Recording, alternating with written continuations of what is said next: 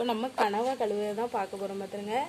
கனவா இப்படி பூய்க்கணும். பூச்சிட்டு இருக்கலாம் இதில் இந்த மை மாதிரி இருக்கும் பார்த்துருங்க. அந்த மையை அப்படியே இப்படி எடுத்துடணும் பார்த்துருங்க.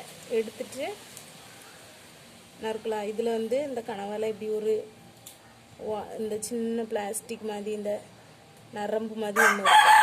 அதையும் இப்படி எடுத்துடணும் பார்த்துருங்க. எடுத்துட்டு இதெல்லாம் இப்படி பிச்சு தூர போட்டுறணும் பார்த்துருங்க. தூர போட்டுட்டு இதை இப்படி வெட்டணும். வெட்டிட்டு இந்த குடலெல்லாம் இப்படி எடுத்துட்டு இப்படி தான் வெட்டணும் பார்த்துருங்க. கனவா இப்படி சின்ன சின்னதாக இதில் இந்த வெள்ளை குடல் இருக்கும், அதையும் எடுத்துடணும். எடுத்துட்டு இப்படி தான் வெட்டணும் பார்த்துருங்க. அப்புறம் இந்த தலையை வந்து சாப்பிடலாம் பார்த்துருங்க. அதனால் நான் தலையை வந்து இப்படி போட்டுருவேன். நான் தலை சாப்பிடுவேன் பார்த்துருங்க. இப்படி இதை இப்படி எடுத்துடணும். எடுத்துட்டு இந்த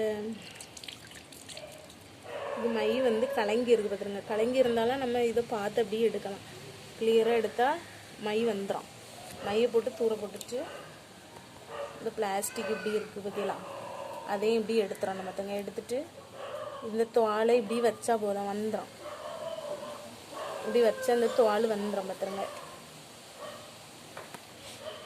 அந்தெல்லாம் இப்படி வெட்டி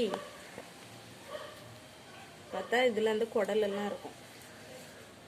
இதில் குடலெல்லாம் இருக்கும். அதை இப்படி தூர போட்டுட்டு தண்ணியில் இப்படி கழுவிட்டு அதெல்லாம் இப்படி வெட்டிடலாம் பார்த்துங்க. வெட்டி இப்படி தான் சுத்தம் பண்ணணும் பார்த்துருங்க கனவா.